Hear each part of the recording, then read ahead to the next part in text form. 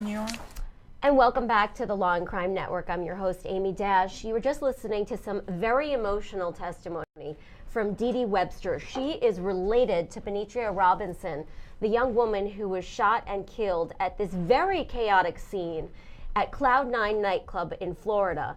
And what's interesting is that the defense's theory is primarily based on the fact that credibility is an issue. There were gunshots fired after multiple feuds. People were running, people were screaming, they were hysterical, they were emotional. Multiple witnesses say that they saw certain people holding guns because there were 21 shell casings found from 3 different firearms. But the jury has to process all of this. And remember, it was dark, it was chaotic, and there are also credibility issues with a lot of the witnesses that have taken the stand. We've seen people changing their story. There have been people on the stand who have prior felony convictions. Even Dee Dee Webster, she has prior misdemeanor convictions that relate to dishonesty. That would be relevant when you're listening to testimony from a witness who is identifying for the first time Gary King, one of the defendants, as a shooter. So far, we have not seen anyone implicate Mr. King. There have also been witnesses, as of yesterday, who have refused to testify, one of them held in contempt, now sentenced to 180 days in jail, and another one changing his story, saying police pressured him. I'd like to welcome in our guest, Law and Crime trial analyst Julie Rendelman. Thanks for having me. Thanks for rushing in and taking the seat here. It's okay. Because that was a quick lunch break, but we have a lot to discuss. Sure.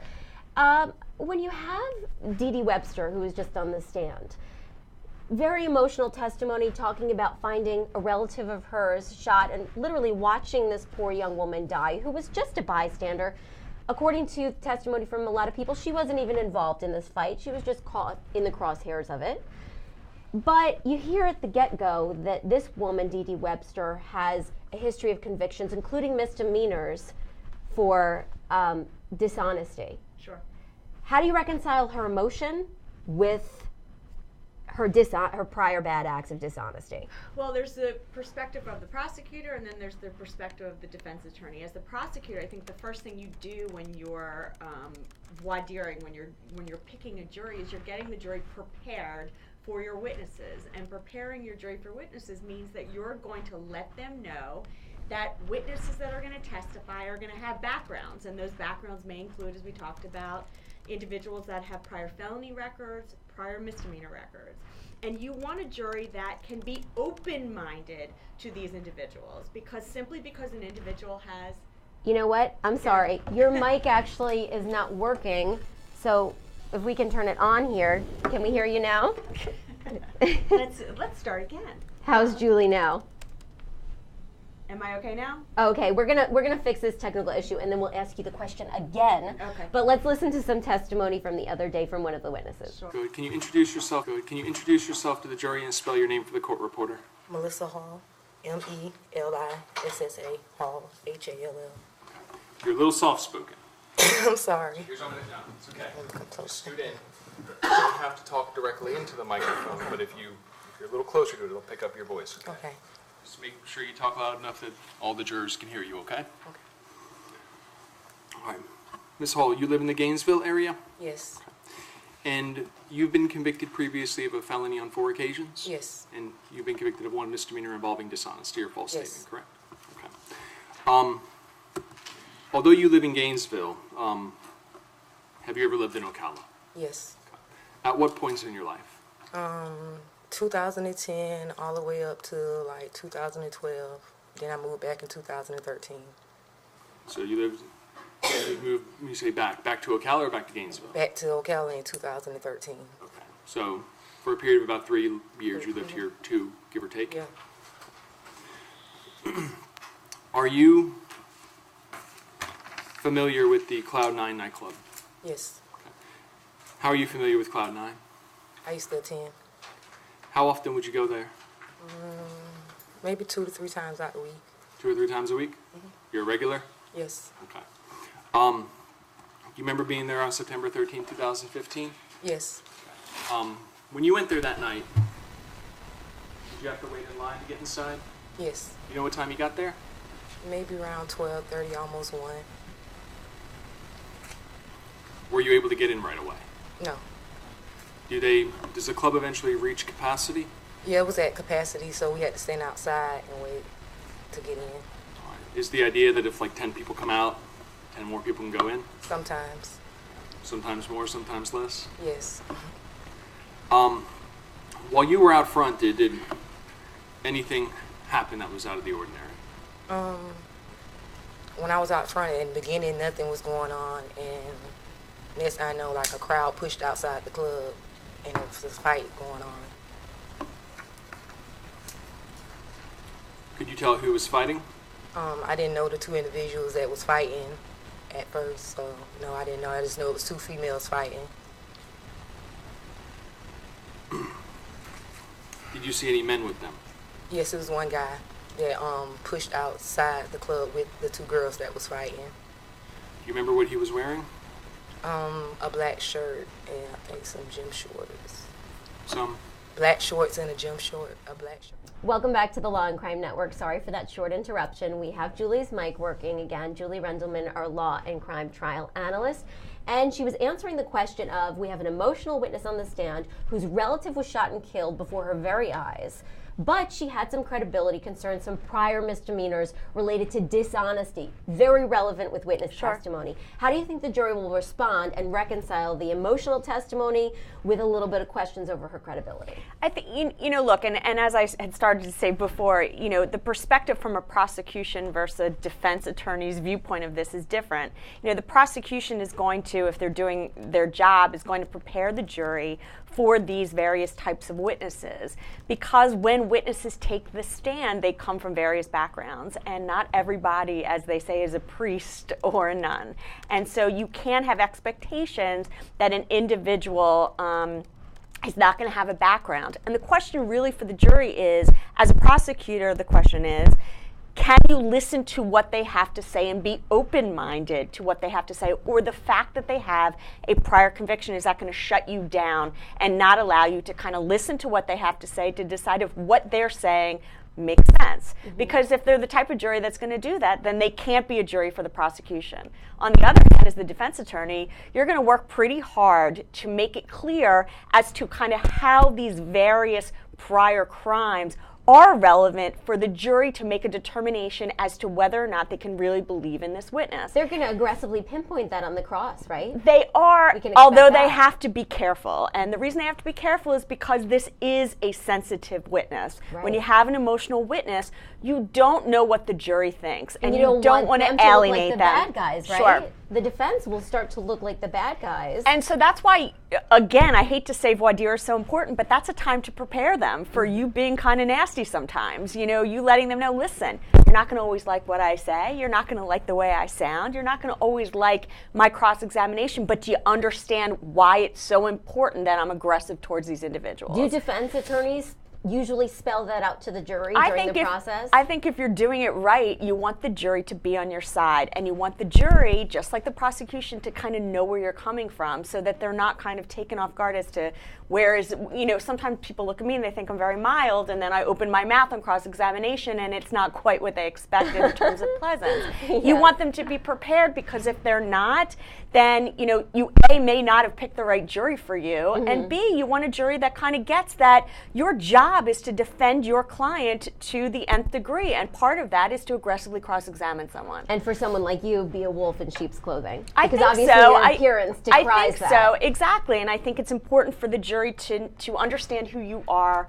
when you get started, whether it's the prosecution or the defense. Because it could be even more off-putting, let's be honest, with an attractive female like yourself all of a sudden coming out guns blazing. I mean, I think, yes, I think sometimes people enjoy it more when it comes from someone they don't expect. But yeah, I think that you have to kind of, from the start, let the jury know who you are, and let the jury kind of decide and help you decide if they're the right jury that's going to fit for this case, who's kind of going to understand who you are. Because part of picking a jury is they have to kind of like the defense and they have to like the prosecution, and they can't have preconceived notions of the defendant or the prosecution. And speaking of juries, very interesting that they're 3 defendants all being tried together, but 2 separate juries. Sure. That seems confusing to people. How does it work, and why is that happening?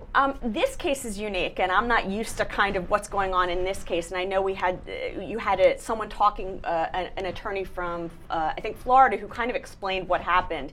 This case is not the normal reason why you have 2 juries. In this case, the reason that it appears you have 2 juries is because one of the defendants wanted a speedy trial, and in order to get that, there was an obligation to pick a jury by a certain date. And therefore, that jury was picked. And that jury was picked before 2 other defendants' juries were picked. And so that's the reason in this case why you have 2 juries. Normally, when you have 2 juries, you have it because you have a lot of evidence, you have more than one defendant, and you have some evidence that can only come in before one jury.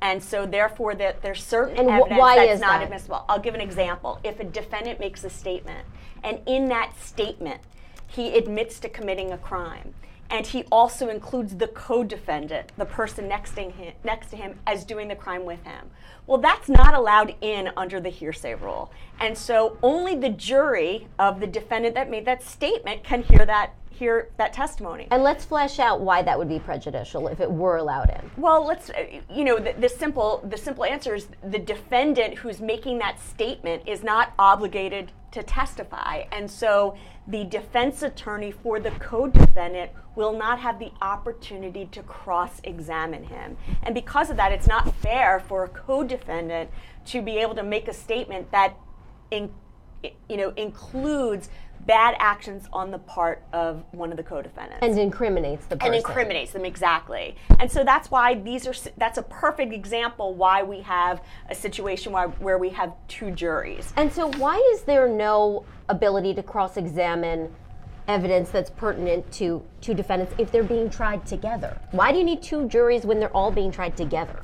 Well, if it's a situation, for example, where you have a murder and where only one defendant confesses, and in his confession he includes the co-defendant, then the reason you have 2 juries is because while all the other evidence is going to come in against defendant number 1 and defendant number 2, the evidence regarding the statement defendant number 1 made can only come in as to defendant number 1. So that jury will hear everything, plus they'll hear defendant number 1's statement. Jury number 2 will hear everything, but they won't hear that statement. And that allows that jury, meaning jury number 2, and we even start to get confused now, but you can imagine how it is when you're doing it, that jury will not be biased in any way in regards to their decision making as to that specific defendant. The problem exists when you're doing 2 juries. It is confusing. I mean, we used to call them jury blue and jury red, or jury A and B. And a lot of times, when I was the prosecutor, you would have to kind of keep track of everything because the judge was always kind of confused about what was going on. You had to make, kind of duplicate copies of all your evidence because you had to make sure jury number 1 saw everything and jury number 2 saw everything. And you had to make sure that all the jurors were there for the evidence that all the jurors were supposed to be there for, and that they were removed, or at least one of the juries was removed for those times when they weren't allowed to hear that evidence because it would be prejudicial to one defendant. It sounds like a major headache. It is, although the good part about it is if you don't do that, then what you're stuck doing is doing trial after trial. So it kind of and it prevents witnesses who are tough to sometimes get on murder trials coming in more than once. You get to get them one time, cross-examined by everybody, instead of them having to return for a second trial. That's really interesting. So you're parsing out the evidence that might be prejudicial, but like you said, at the same time, you are eliminating the risk that a witness might testify against one person, but then all of a sudden disappear. Exactly. You can't get the witness to testify against the other person, even though they were on the scene that night where all of the defendants allegedly were. I think you see here that it's hard enough to get a witness in to testify on a homicide case once. Can you imagine trying to get them in and to maintain their story? Exactly. And we saw yesterday somebody completely changed, 2 people completely changed their story from what was recorded in the police affidavit. Which is not surprising, unfortunately. It happens all the time in murder cases. What's interesting to me is, one of the things that sometimes happens, and I guess it didn't happen in this case, is why is this witness recanting, or why is this witness refusing to testify? Because if the prosecution is able to prove that the reason they're not testifying is due to some act on the part of the defendant, then some of their statements that they made in the past may be able to come in regardless of them testifying. But I haven't seen that. Yeah, and so what do you think about the fact that all three defendants really are showing a united front? None of them are ratting out on the other one, and combine that with the fact that now we're seeing people change their story. One person willing to go to jail yesterday, Christopher Jones, in contempt of court for 180 days rather than testify in line with what he originally told police, and another person claiming and blaming police for pressuring his original testimony or description in the affidavit. Can you make the conclusion, if you're the prosecutor, can you try to make the allegation that there's intimidation going on here? You have to be very careful about doing that. While just because a witness is refusing to testify does not automatically mean that intimidation is coming from the part of the defendant. There are times when you have evidence, i.e. phone calls from the jail to the victim, or individuals that go out on the for the defendant to find witnesses to try to pay them off or intimidate them in some way. But you can't make that leap simply because you don't like what your witness is saying. And so you have to be careful. Now, you can, in certain circumstances, start to, as a prosecutor, cross-examine your witness if they're not, if you believe that kind of what they're saying is not true, and the judge allows you to allow in that evidence, which would show that they made a more truthful statement prior when they ID'd the person. But you have to be very careful, and certainly you can't do it in front of the jury because, unless you have evidence showing that the defendant was involved in the intimidation, then you're bringing out a bad act that would be prejudicial to the defendant. But when you're talking about bolstering the argument about the original description being credible at the time because Sure. of those circumstances, here you had somebody who was a victim, had been injured, had gone through surgery, was on medication, is recovering in the hospital, and in the hospital several days later is questioned in that state, Sure. then changes the story. Does that complicate things for the prosecution? It doesn't. It doesn't. I mean, look, from the prosecution's point of view, at least from the police point of view, he was completely alert, at least as to one of the witnesses, completely alert after his operation. Articulated that he was alert, articulated that he understood everything that was going on in regards to his willingness to speak to them, and he identified one of the individuals as the shooter. But couldn't even somebody on drugs could say, yes, I'm alert and I'm I understand. coherent? If that's coming from him, how do we know But his that state? could be in any scenario. Anyone can claim that they were medicated at the time. That's true. And the issue becomes whether the jury believes them or not. Now, I think most jurors understand, and I think that there is a way for the prosecution to let the jurors know that many people in this situation who have witnessed a homicide are not going to be running to courtrooms to testify against the individuals that they saw shot at them. Mm-hmm. So I think that a jury can understand why it might be that a witness would take the stand and not want to identify one of the individuals. And I think that can, if they don't believe that the witness is being truthful when the witness says, oh, I lied that last time, I didn't really identify him, that may help the prosecution's case in the jury believing, you know what, he's either not telling the truth because he's scared or for some other reason. What about the fact, though, that this witness is saying he was pressured by the police, and you have a witness who's in a vulnerable circumstance, surgery, hospital, medications, trauma, Sure. It's just a couple days later. Does that make it more plausible, those circumstances, that he was potentially pressured? All those things do, except when questioned about how he was pressured, he doesn't articulate how he was pressured. And so again, we go to credibility. So when you want, it's very easy to blame the police for why it is that you made an identification that you're now denying happening, okay? But it's another thing to be able to really articulate what the police officers did to make you make a statement that you now are saying didn't happen. And so, yeah, obviously, look, one of the things that you have to realize, again, and I hate going back to voir dire every time I talk, but as a juror and as a prosecutor and defense attorney, the jurors need to be able to be open-minded to police officers also. Because if you have a jury that believes every police officer lies, then the minute this witness says, oh, they pressured me, that juror's going to go, of course they did. So you want to make sure as a prosecutor that your jurors are going, well, wait a second, how did they pressure you? You know what I mean? Being open-minded to kind of both sides. At the same time, we know that during discovery, all this information is shared with the defense. So potentially the defendants saw these statements by these specific people against them.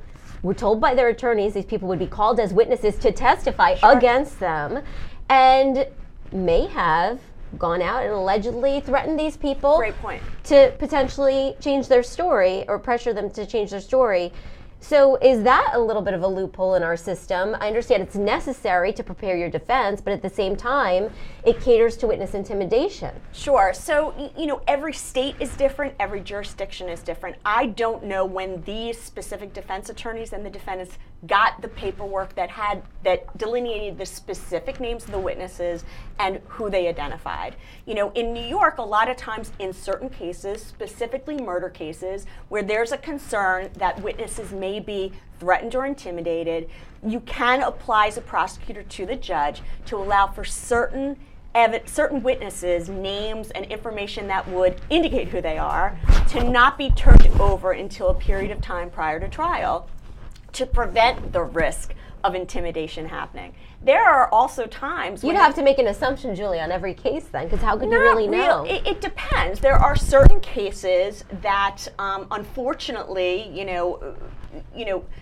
tend to have more of an indication that there might be intimidation. For example, when a witness is killed because well, then because you're they're too a late. witness to You're because too they're a late. witness to another crime. That indicates obviously that any other witnesses are in danger of some type of intimidation or threat to their lives. So that's a perfect example of where a judge may very well say, you know what, sir, you're not entitled to the names of these witnesses until very shortly before trial. There are even times when a judge will allow the defense attorney to have the names and not have the defendant have the names until shortly before trial to prevent, that risk of endangerment to those witnesses. Every case is different. Yeah, I mean, the other side of it is some of these witnesses might have to decide, do I really want to spend my life in a witness protection program? Yeah, Is this case worth it to me? Sure, most of these people will not end up in witness protection programs. I mean, how hard is it to qualify?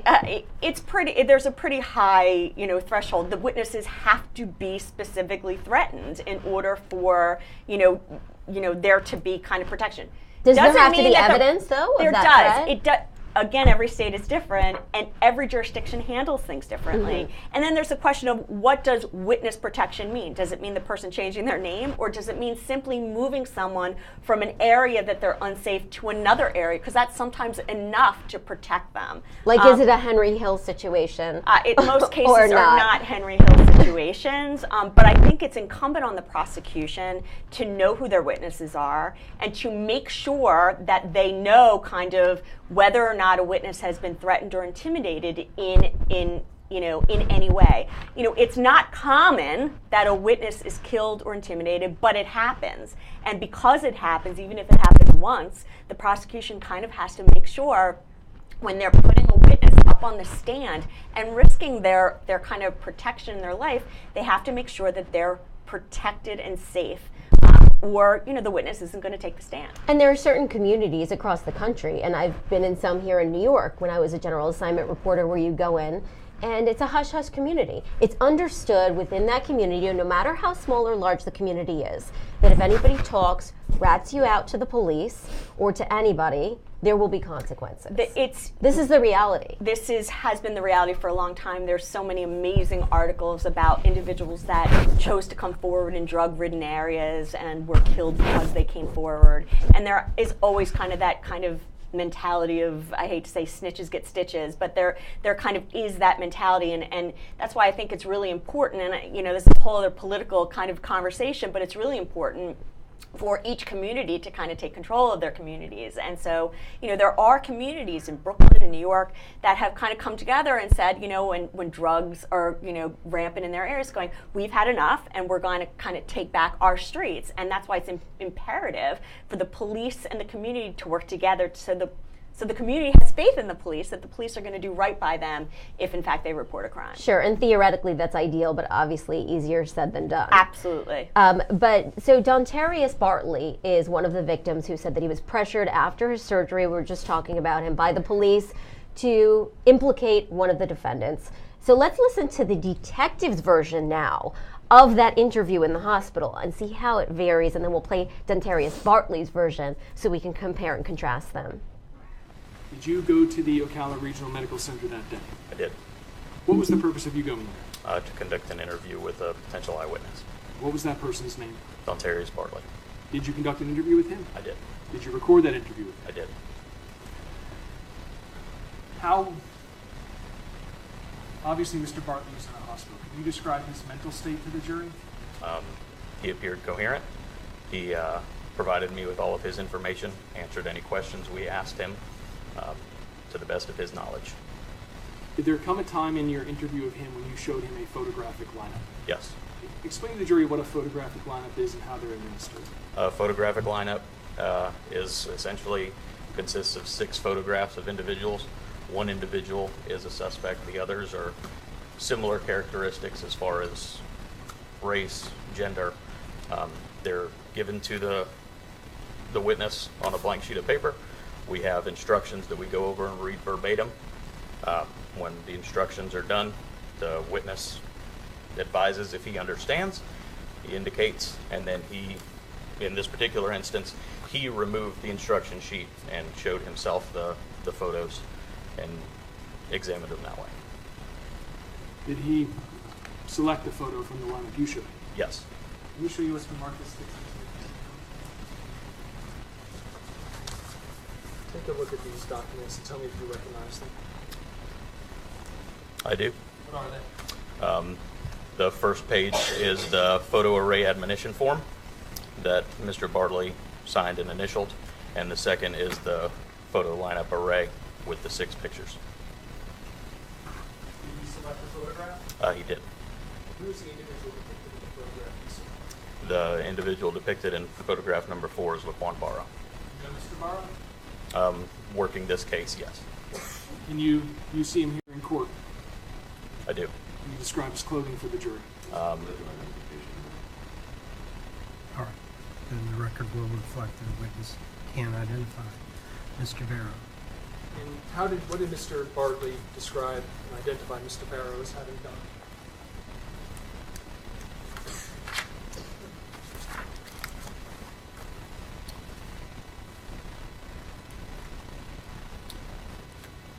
Bear with me for 1 second. Yes, sir.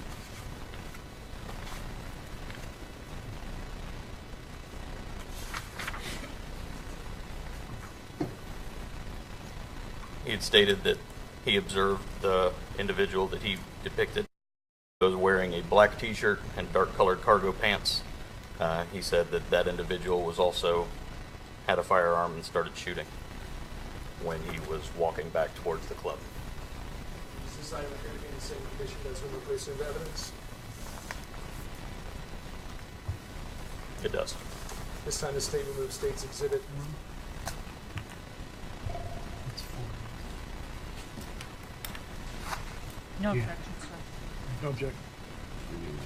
All right, your objection's noted. It's overruled. State's exhibit MM for identification will be received in evidence as State's exhibit 40.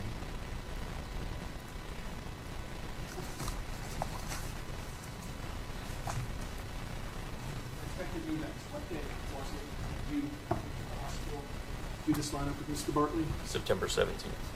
2015? Yes, sir. What day was Mr. Barrow arrested? Mr. Barrow was arrested on September 21st, 2000. 2015. Yes, sir. Not in the news program about his arrest. No, sir.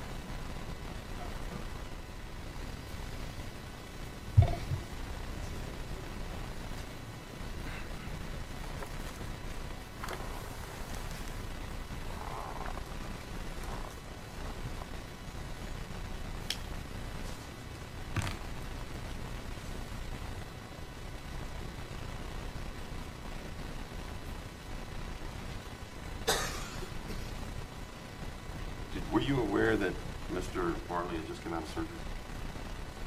Yes, sir. Yes, sir. Yes. And you were aware that it was a pretty intensive surgery in Yes. regards to opening up his abdomen, repairing the damage in his stomach and liver. Correct. And as a result of that operation, he was provided, obviously, due to the severity of it, pain medication, correct?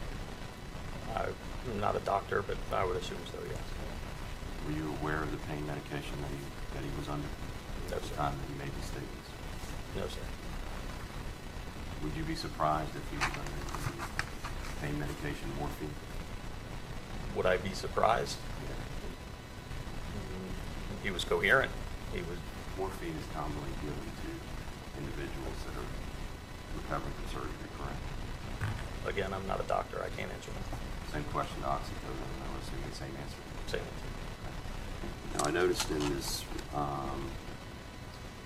admonition that you have here that the writing doesn't appear to be very clear, for lack of it, seems to be meandering as far as the line. WE appears to be on the line and appears to be under the line. T appears to be not completed. 2 appears to be rising upward. Coach, would you agree with me that the writing is almost in a delay? I would say the penmanship isn't neat. This says,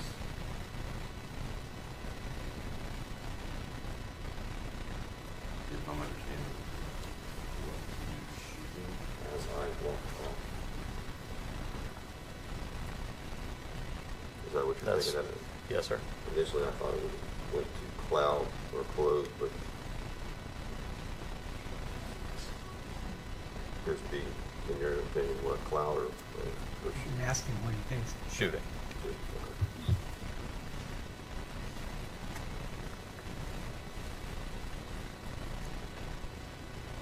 Were you in uniform when you went to the hospital? In uniform like this? No, I was in a suit coat and a tie and slacks. Did you show Mr. Bartley your badge? I believe I had it on my Identified side. yourself as law enforcement? Yes.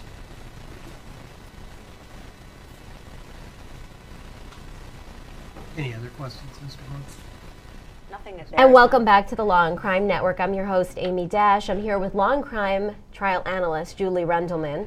Julie, we were just listening to Detective Mark Newbanks, and he was describing the interview that took place in the hospital with Dontarius Bartley, who changed his story yesterday. He had originally identified Laquan Barrow as the shooter with incredible specificity. Sure. Can you go into the basically parameters and that the detective took when he was to corroborate the story, when he was showing him the evidence? You mean in terms of the photo? Yes, the photo lineup. Okay, yeah. So I was leaving it for you to say. Got it. So I guess I wasn't that eloquent. Sorry. Or Amy, by work the- on your presentation. By the way, or I'm completely incoherent right now. So basically what happened is that they went, when he was alert after he Yes. had an operation.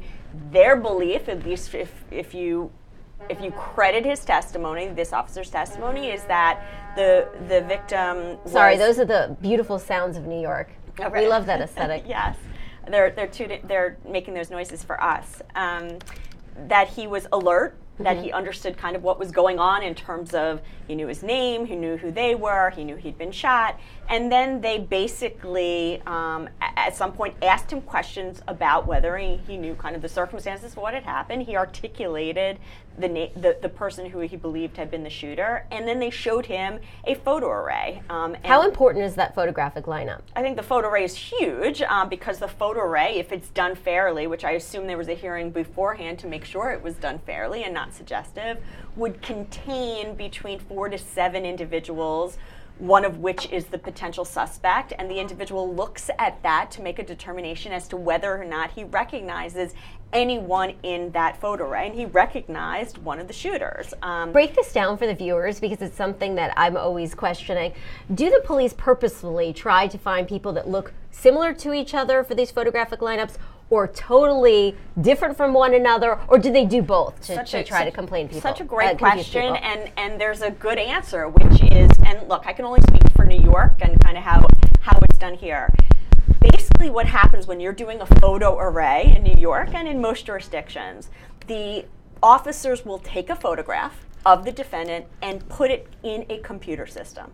And when they put it in the computer system, they will spit out 5 other individuals that have the same physical characteristics of that individual and put them in that photo array. They rarely are the ones making the decision as to who is in that photo array. It's the computer that does it. And the reason that they have to be really careful in terms of who else is in that photo array is because a judge is going to determine before the trial if that photo array is fair. And so, for example... And so what are the criteria for that determination? Well, I'll give you a perfect example. If you have an African-American subject and you have 5 other individuals that are Caucasian, you're going to have a big problem in front of a judge.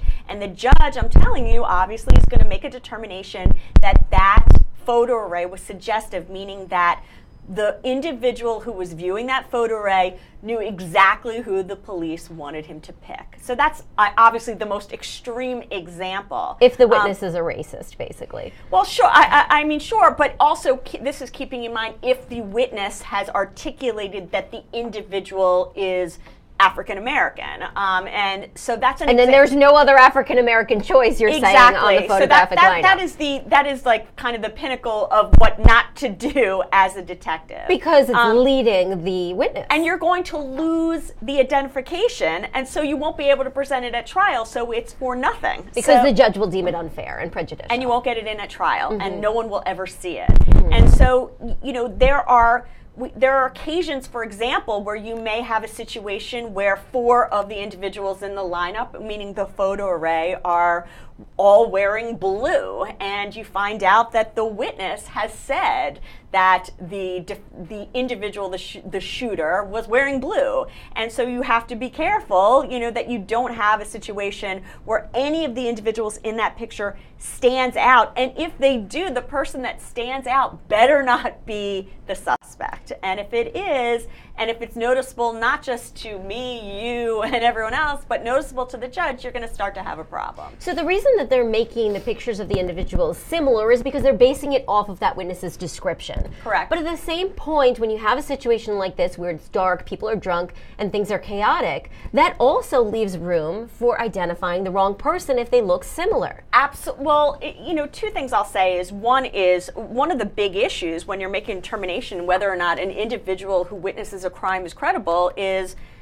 whether or not they had an opportunity to get a good look at the face of the individual that committed that crime, whether they knew the person before, so that they're not just identifying them for the first time, but they're identifying them as someone they knew. And kind of all those factors, we always use all these factors, the lighting conditions, how far they were from each other, how long they had to look at the individual, whether the individual spoke or not. All these things to allow a jury to make a determination as to whether or not they're accurate when they identify that individual. Darkness, in terms of kind of the lighting, is going to be a factor. Especially when you're identifying an African American person, it's going to make it harder if it's completely pitch black. I don't know if I agree with that. Well, because if there are light-skinned African American, medium-skinned, mixed race people might be implicated more or less than people that are darker skinned. I think it lends itself to discrimination in that context. Anytime there's a dark, if you're in the dark, in a dark area when you're making identification, it makes it more difficult. Quite honestly, in a case like this, I think the bigger issue is how chaotic the scenario was, because you have more than one shooter, you have individuals running from inside of the bar, and so you have so many things going on at the same time that it's very difficult to focus on one person. So again, I think it really goes back to one of those big issues is whether or not the individual doing the identification had a sufficient amount of time to look at the individual and make an identification, and whether or not they knew each other. Now, also keep in mind, one of the things that came out in certain testimony was that they saw one of the defendants go, or two of the defendants go into a car. Well, there's also, is their testimony corroborated? Is there evidence that the defendant owned a car or owned a similar car or was seen in that car? Is there evidence that the defendant was at the scene? Because people identify people all the time and you find out that they were in another state. So all these things, it's not just about whether they identify them, it's identifying them and whether or not there's corroboration to support their And look at identification. that video on the monitor, I mean, that we're seeing. It is so dark, so shaky.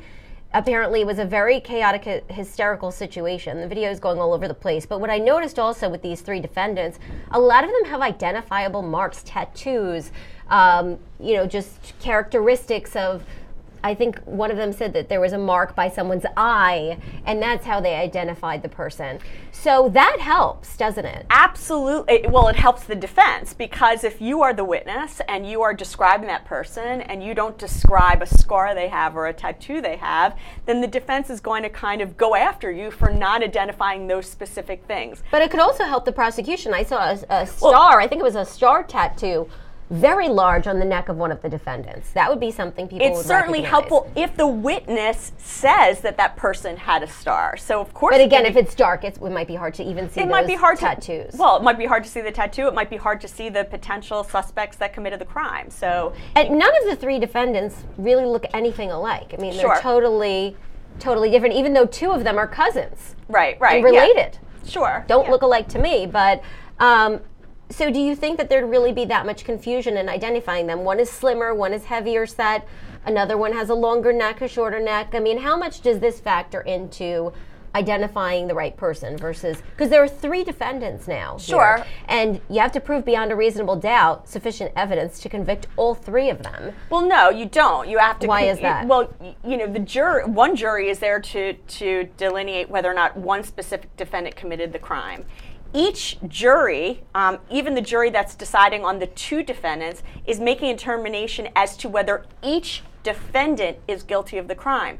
They are allowed to find, unless the rules in Florida are far afield from they are everywhere else, they're allowed to find that one defendant is guilty and the other is not. They have the right to do that. They're allowed to find that one defendant is guilty of some charges and not all of them. Would that be an advantage to having two juries? Are you less likely to have a split verdict when you have one jury adjudging two defendants? I don't know that it makes a difference. I think it really just depends on kind of what the evidence is. I don't, look, obviously if you have 24 jurors instead of 12 jurors, you're going to have more opinions, so you're going to have more possibility that different people are going to vary in their opinions. But I don't think it really makes a difference at the end of the day, depending on what the evidence is. One of the problems is, I will say though, is when you have two defendants in front of one jury, and you have more witnesses identifying one defendant than the other, then jurors tend to go, wow, they had more evidence against one than the other, without realizing that it doesn't necessarily matter how many witnesses you have. It only matters whether or not those witnesses are credible. So you can have one witness who you believe beyond a reasonable doubt. You can also have 10 witnesses and you don't believe any of them. So, it's really important, again, for the prosecution to prepare the jury to understand kind of the difference between how witnesses testify and how that impacts their decision. Again, though, I would go back to the circumstances of the shooting. Do you think it's sufficient, given that this happened at night, outside of a dark club with so many people? I mean, one of the detectives who was on the scene said that there may have been several hundred people there. I think that's a huge issue. It's huge. So do you think that one witness would be sufficient for each defendant to convict? It depends. If my brother, God forbid, commits a crime and I'm the witness, then I think that I have a little more credibility potentially if I'm able to identify him than someone who saw someone for the first time for 5 seconds and identifies them as the shooter. So you also, though, have, to that point, you have people who are related, but you also have people who are friends with certain people involved, and clearly there were groups here that were feuding with one another. So if you have a friend from one group who doesn't like the other group, they might have a motive to implicate. You have You're absolutely right, and that's something that the defense must explore in making a determination as to whether or not someone is credible, which kind of also raises the issue about these 3 defendants and the whole idea of acting in concert. Because there's potentially history here beyond what happened that night. Absolutely, and I think that if the defendants, or if the defense attorneys have done a thorough investigation, they're going to know what to cross these various witnesses about. But I just can't help but keep going back to My Cousin Vinny. I always think about that when I think of witnesses, because there you had in that movie well-intended witnesses, the elderly lady who needed thicker glasses, people who were credible, who really believed they saw what they thought they saw, but in the end, there were other factors like it was dark out, they were too far away, their vision wasn't right, they were intoxicated, very similar to this case. Those factors intervened and questioned their credibility, even though they felt that they were being totally upfront and honest. I agree, and by the way, that's the nature of our justice system. Is witnesses testify, witnesses hopefully testify truthfully, and and the defense has a right to cross-examine them to kind of open the door to the possibility either that they're lying or mistaken. And at the end of the day, it's for the jury to make a determination who's telling the truth, who's not, and if they don't have enough evidence, then these 3 defendants are going to be let go. And if they do, or if they have against one and not the other, then we're going to see, multiple verdicts. And it was just such a great movie because it was sort of an innocent way to undermine people's credibility without attacking their criminal history or they're getting a deal because they're a snitch in prison. It was a light way of kind of cross-examining and getting to the truth of a case. And showing how there can be honest mistakes. Right, sure. And that can lead to wrongful convictions. Happens all the time. Let's listen now to the witness who had changed his story. We heard from the detective who interviewed him in his hospital bed. Now let's hear from Dontarius about why he says that he was pressured by that police officer. Why did you select Laquan Barrow's photograph from that series of photos? For one, the news. For 2, that night, when I went to turn off and was shooting out. You said 1 because of the news? Right. And what you have testified to previously is that you saw his picture on the news in conjunction with being arrested with the Cloud9 nightclub shooting. Right.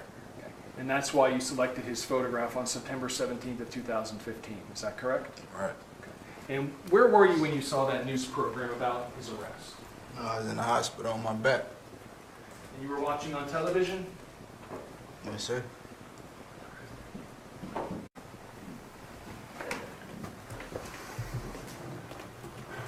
Have one moment. Yes, sir.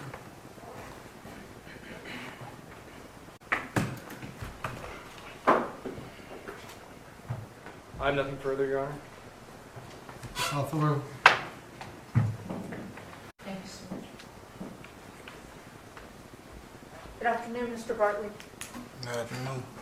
Mr. Bartley, do you know Michael Smith? No, ma'am. No, like that. No, ma'am.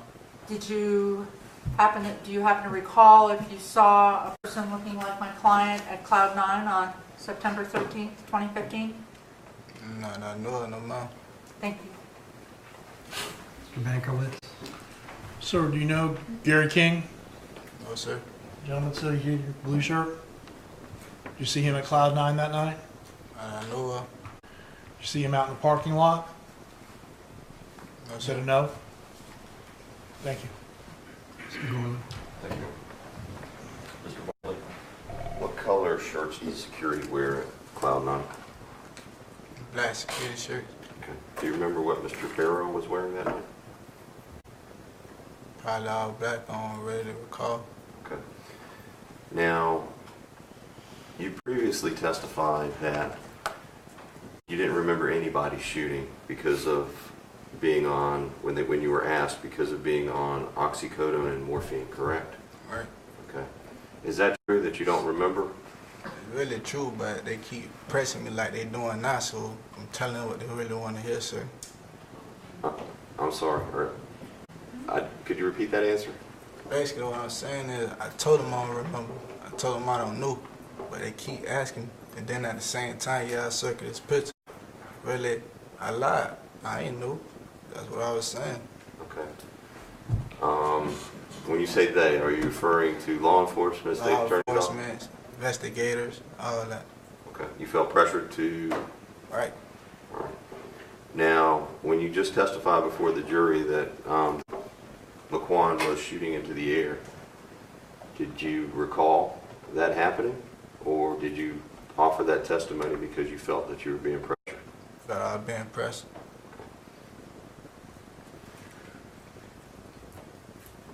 When you initially gave your statement to the police, were you coming out of surgery? Were you going into surgery? I was just coming out. Okay. And as a result of that surgery, you were given pain medication? Yes, sir. Morphine, oxycodone? Yes, sir. Okay. In addition to the pain medication, I imagine from your description of the surgery that you were in serious pain. Is that accurate? Yes, sir. Okay. And when you gave this statement to the detective and you made representations,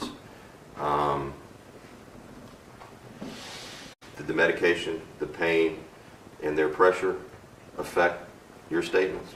Yes, sir. Okay. Do you think that because of those three things, that was the reason that you gave false statements to the detective? Yes, sir. Thank you. Redirect. Detective Newbanks never threatened you, did he? No, I ain't threatening, but he just could ask a question. Felt pressure. Okay, so he's just there asking you questions. Yeah. So because he's asking you questions, you feel pressure to identify somebody you saw on the news as having been arrested already? Yes. Nothing further. Anything else?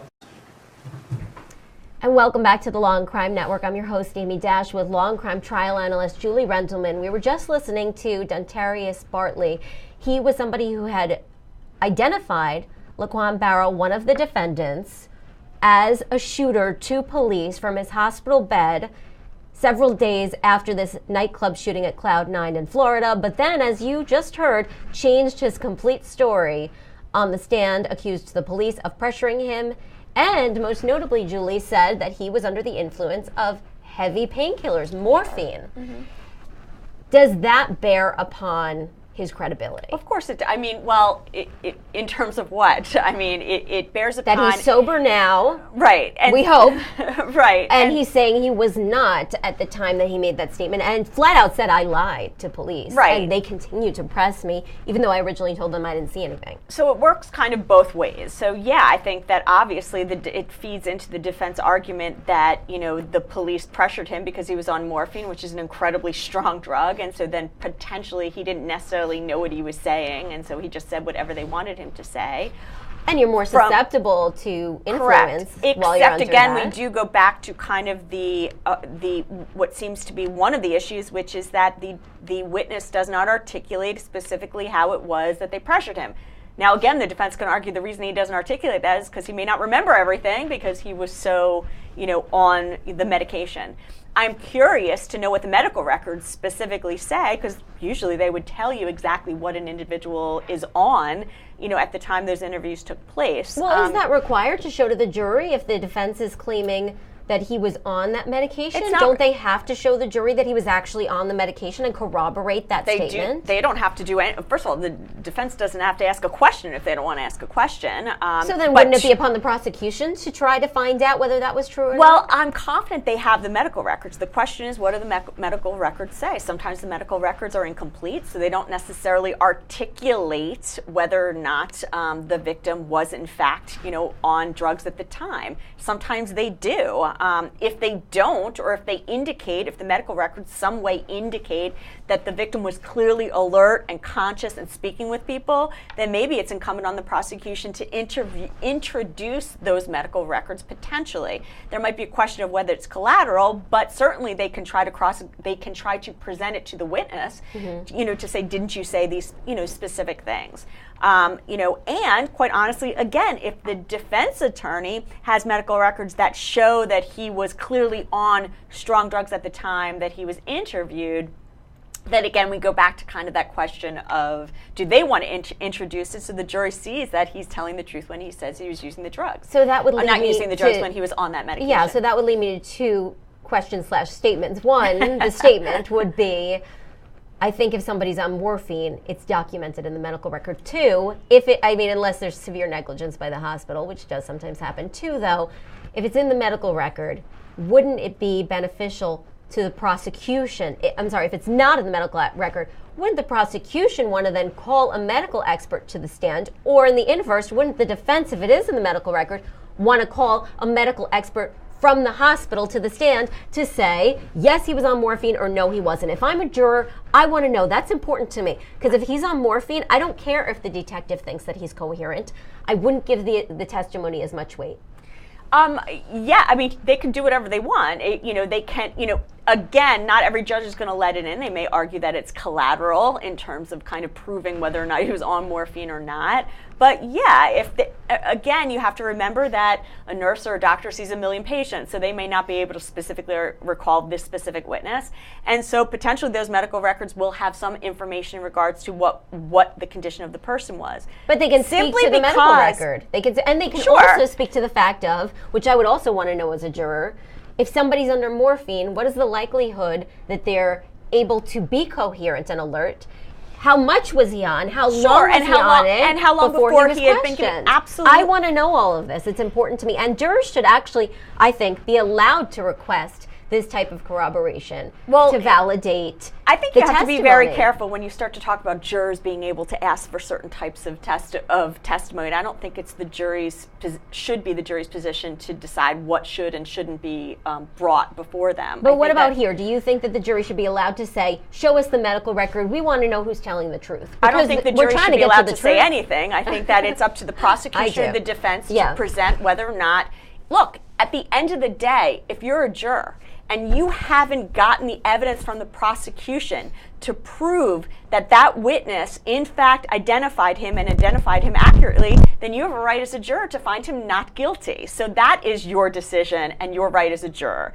Your right is not to decide what evidence comes in and what doesn't, but if they don't present that evidence that makes for you that they've proven their case, then you have the right to say, well, you haven't proved your case, so tough. But from an ethical and like a conscience point of view, I do sometimes sympathize with the jurors because they're back there, they're struggling to figure out who's telling the truth, what really happened, which nobody can ever know. And a lot of them, they want to do the right thing. Absolutely. They don't want to just let somebody go who committed a violent crime and destroyed someone's life. They don't want to put the wrong person in prison. So sometimes there are a lot of holes in the prosecution or the defense's case, and something simple like this, show me the medical record so I can know who's telling the truth, would be a reasonable request that would help the jurors come to a decision that they could live with. Right, but at the end of the day, simply, again, we go back to even if, because, the question is, the witness says he was on morphine, and the police officer did not say he wasn't on morphine. The police officer said he was coherent, and quite honestly, there is more to this. Is the police officer isn't just saying he's coherent. The police officer is saying he identified the individual in a photo array. Mm-hmm. So he's not saying he suggested who the person was. He's saying the witness identified him. So morphine or not, he was able to identify that person. The witness is not claiming that they forced his finger onto the photo array and made him make an identification.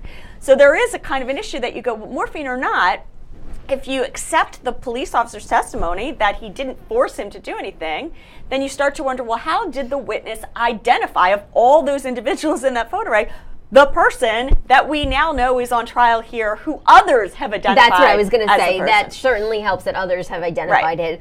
But I'm just still although not to the degree the prosecution had wanted, because witnesses are kind of falling to the wayside in terms of cooperation. Right, they're changing their stories, and there's issues with their propensity to tell the truth because of prior crimes. Sure. But I think when I'm listening to the detective's testimony and he's being crossed by the defense, and the defense is saying, would it surprise you to know that he was on morphine? Did you know he was on morphine? The detective seems a little clueless to me. If I'm going in to question somebody about a serious investigation, don't I want to, as a detective, or shouldn't detectives ask, hey, is this person drugged right now? Sure. Very simple question to ask, which would eliminate all of this. Okay, under morphine, when will that wear off? You know what? I'll slip back in here an hour later and talk to this person when they're sober. And that's why maybe you should be the detective, because but it's true. Like, yeah, there's a lot of things they should. But we see this a lot. It's not just this Absolutely. detective. There is, look, I can support them to this degree. Sometimes you only get one shot at talking to a witness. Maybe this is their only shot. I don't know. And maybe they want to catch that witness when they're vulnerable. Some people may want that. That's absolutely true. I think that's a possibility as well. But you're absolutely right. I think that when you're speaking to a witness, now keep in mind, one would argue that if the detective had come in, taken the stand and said, yes, I asked the nurse if he was on morphine and she said no, the defense attorney would still cross-examine him and question whether or not he in fact really did ask the nurse. So there's always going to be that question, even if the detective did that of which you think he should have done. But yeah, I mean, anytime anyone's in a hospital and you have kind of a witness now that's not cooperative, there's going to raise the issue and they're going to have that kind of chance to kind of question what the detective is saying by saying, I just got out of surgery for being shot in the back. I didn't know what the heck I was saying.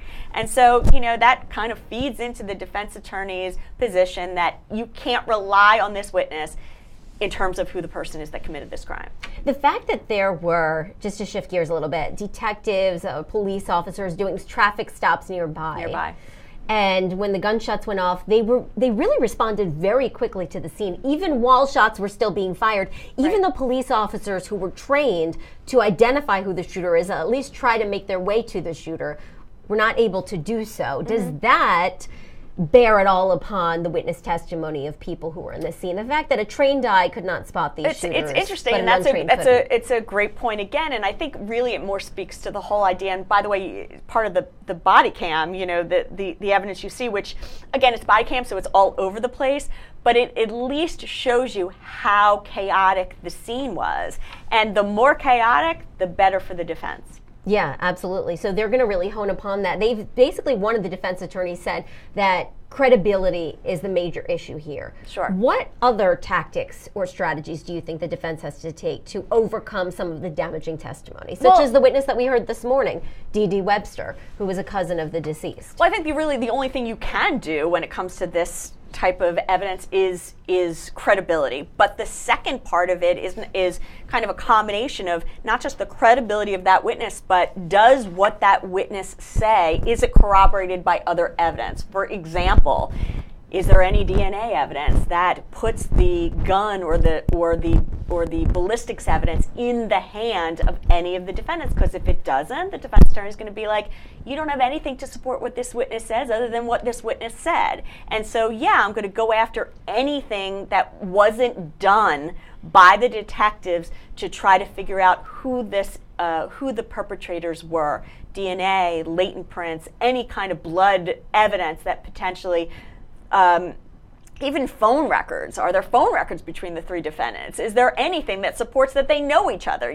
Things that can kind of support for the defense. I'm happy if they don't have any of that, because then I can say you can only rely on a witness who has a prior record, and that's all you got. Can you really rely on her? Yeah, it seems like the defense does have an edge. And there were many shell casings, but we know that at least one of the bullets couldn't be tested because, and it's very, very tragic, very, very emotional story, that there was a young man who was injured who went back into the nightclub because his sister was in there, ended up taking a bullet which went through his body into his sister's body and remains that bullet in her spine. Sure. And it leads you to question whether this young man saved his sister from even more damage by slowing down the bullet by taking it through his own body first. Sure, I mean, look. But you can't test that bullet. Exactly. I mean, I think there was 21 recovered, and I think it was able to. I don't remember. Maybe I'm making this up. I thought 21 it shell casings. Shell casings, and then I think they came from 3 guns. But 3 different firearms. Right. Yeah. But at the same time, we heard from this firearms analyst, and she said she can't say who fired what. Absolutely. Well, right. She can't put the gun in anyone's hands. And isn't that important, because you need to establish that someone wasn't just holding the gun, but was the one who fired it. We want to know who the trigger man was. Who was the shooter that caused the death of this young woman? Well, the question is, I believe it's an acting in concert charge. So if it's an acting in concert charge, you don't necessarily have to prove who the specific person was that fired the weapon, other than that the three of them were acting together to commit this crime. So then would fingerprints on the guns from all three of them be enough? Look, I mean, at the end of the day, again, we go back to the testimony of one witness is, if believable, enough to convict someone. It happens all the time, but obviously the more evidence for the prosecution, the better, especially when you have three different defendants, witnesses from very different vantage points, from very different experiences, whether it be that they were injured when they're making the identification or they're simply just, witnesses seeing what's happening from the peripheral, whatever it is. I think that, all these things have to come together to kind of make out a case against each of them. And let's just parse out the charges, because you have the second-degree murder charge, but you also have attempted second-degree murder and 5 people at least with injuries. Right. All gunshot wounds, Sure. Some of them very severe. So how much do you think that the evidence that we've already seen presented favors a conviction on second-degree murder versus favors a conviction on the attempted second-degree murder? Well, the second-degree murder is it all the same? It No, seems the like second-degree murder is I believe, and I have to review the charges again, but I believe the second-degree murder is only as to the victim that died. That's right. The attempted murders are as to the various witnesses or victims that were shot and thankfully survived. But it I'm seems not like even sure. you have to prove more, obviously, on the second-degree murder. It's really related to the fact that somebody was actually murdered instead of attempted. That's right. it. You really don't have to prove more. Right. You only. I mean, the It's proven. intent. She The was intent murdered. is the same. Right. The only difference is someone's dead and someone's not. I think the question becomes, and again, I'm not sure how they're going to charge this case to the jury as to acting in concert. Right. Because I mean, we have cases that in New York where you have individuals firing at each other. And both sides have been convicted of murder, where there's kind of this agreement to engage in gunfire and someone's killed, like a pedestrian that's walking by. It's like killed. a West Side Story. Exactly, and we've had cases where both sides weirdly are charged almost as acting in concert, as though they acted together, but they're all found guilty because they agreed to engage in this firing at each other. Probably happens a lot with gangs. Exactly. And so with this case, I'm not exactly sure, and I haven't looked how they're specifically going to charge the jury in regards to what you must prove as to acting in concert as to each of those individuals. Right, but I guess my question is then, if you find if the jury finds a conviction of guilt on the second-degree murder charge, can we then assume they're probably going to convict on attempted second-degree murder? I think once you have the murder, I think it's going to be much easier for the rest of the for them to find them guilty of the rest as well. And to find the murder, because we have the victim, right? You really, like you said, just need to connect the defendants to the guns. And that's being done through eyewitness testimony. Well, it's not just connecting the defendants to the guns. It's proving that the defendants acted with the same intent to commit the murder. So simply having a gun isn't necessarily enough. I could have had a gun there. That doesn't mean I'm responsible for the death of this individual. You have to prove that. I mean, for example, if you have one person shooting and another person next to them going, shoot him, shoot him, shoot him, that's evidence that they're acting in concert to commit that crime, even though one of them is the shooter. So interesting. I hate to diverge a little bit from the topic, but we see that a lot in these social media-driven crimes where there are people committing a crime in real time. We've seen that, streaming it live. Sure.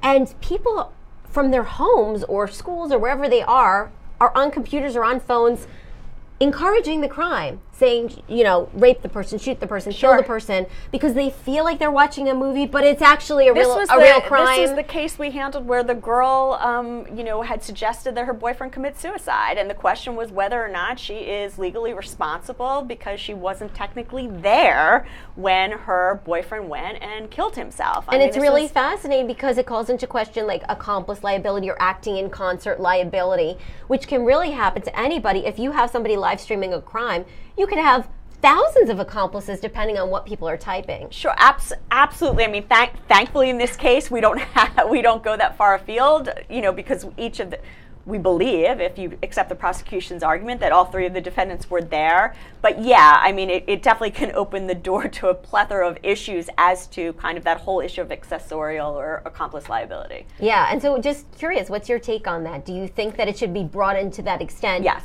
You do? Why? Yeah. I don't, I think and I think this came up in that case that we had dealt with. I think that, we live in a very different world than we did years ago. And so with social media, we have kind of this ability to speak to someone live as things are going on. And so I think that it's kind of raised the bar to people's responsibilities as to what they do or say in terms of their actions and the actions of someone else. So I'm pretty comfortable if someone on Facebook is speaking to someone else and saying, can someone go out and kill someone, that they should be responsible potentially, obviously not, in the simplest form, but if the evidence supports that, then people are responsible for kind of what they say in certain circumstances. Right, because in the Michelle Carter case, which you were just referencing, where a young girl was texting her supposed boyfriend, encouraging him to commit suicide, and then he eventually did tragically. Right. But the issue there, and what I would ask you is then, should there be an age limitation on it? Because sometimes when there are teenagers or even middle schoolers who now are on social media writing things, they may not understand the consequences of their actions. Look, it depends on the age, obviously, but I think that, look, Michelle Carter, the whole kind of aspect of that, I, for one, felt that she should be found guilty, but I thought the sentence should reflect her age and her mental situation. Which it seemed to. Which it seemed to do. So I think that there's a way to balance age with sentencing guidelines. Obviously a 10-year-old writing something is a little different than a 17-year-old writing something. But again, obviously age should play a factor, and it does in our laws in terms of kind of delineating a youth from an adult. It really puts the onus on parents these days, because with all of the bullying laws now, bullying being criminalized. Don't get me started. You have to try to get through to your child, no matter the age, about saying something nasty, saying something discriminatory, pushing somebody over the edge, basically just being mean. I'm sure all parents say, be nice to your friends, but a lot of kids don't listen. I don't know that all parents do that. Oh, really? I mean, that's the, bullies raise bullies sometimes? I don't know. I think the problem is you only have control over your child. But sometimes you don't, is my point. But the most you have control of is your child. I can't, if I teach my child to be respectful, to treat others with respect, to not bully, to recognize that you can hurt people, I can only do it to them. Right. I can't control who's going to do something to my child, and that's the frustration. When kids will do what they will do sometimes regardless. One hopes that if you have respect in your home, your kids will follow what you say. Unfortunately, some parents don't recognize bullying for what it is, and they think it's better for their child to be popular than to kind of engage them in the conversation they need to have, which is that bullying is never acceptable. Yeah, absolutely. So now let's get back on track with the case. Could go on but for it was days. Interesting because we're talking about acting in concert, and I was saying to you, is it enough to just have fingerprints on the guns to implicate these other people? You said no, there has to be intent. So let me ask you this follow-up question then. Obviously, this woman who died was an unintended victim. Right. How does that play into proving intent? Well, usually in the law, they allow for if an individual, there's two things. There's depraved indifference, and then there's regular intentional murder. And so if a person intends to kill one person, and when they were trying to kill that person, instead they kill another, it's transferred intent, and it's basically the same murder. So it doesn't matter that the person they killed was not the intended target. They're still guilty of intentional murder. Which is a caveat to not fire into open crowds. Well, then there's the kind of depraved indifference law, and that's kind of another possibility, which is when you take a firearm and you fire into a crowd, one would expect when you fire a loaded weapon at a group of people that you don't care who lives and who dies. And so that potentially becomes that kind of depraved indifference charge where it's just as bad as intentional murder, but it's just a different theory. So it's just two bites at the apple, basically, for the prosecution. It depends, yes, and every jurisdiction is different. I know in New York they've changed the laws in regards to depraved indifference, and they made it very specific in specific cases. But yeah, it can potentially give them two opportunities to prove their case in different ways. So then don't they have to prove the intent to kill the original person who was the intended target who did not suffer the gunshot wound? Is that a requirement? It is requirement. If you are proving intentional murder, you must prove that the defendants acting in concert intended to kill somebody. It doesn't necessarily have to be. It doesn't have to be a specific person. But that you must have proof that they intended to kill beyond a reasonable doubt. So this statement that we keep hearing over and over that one of the people said, I want to shoot somebody from this community is enough. Right. Potentially. Even though one person said it, the other two may not have said it. Exactly. And so obviously if that evidence is admissible and comes in, then it's stronger against that one person. But yeah, I mean, that coupled with the amount of shots that were fired and the pending the result, which was that people were killed and injured. Yeah, absolutely. Thank you so much. And now we're going to go back to the live trial because lunch has ended, and we're going to hear some more testimony.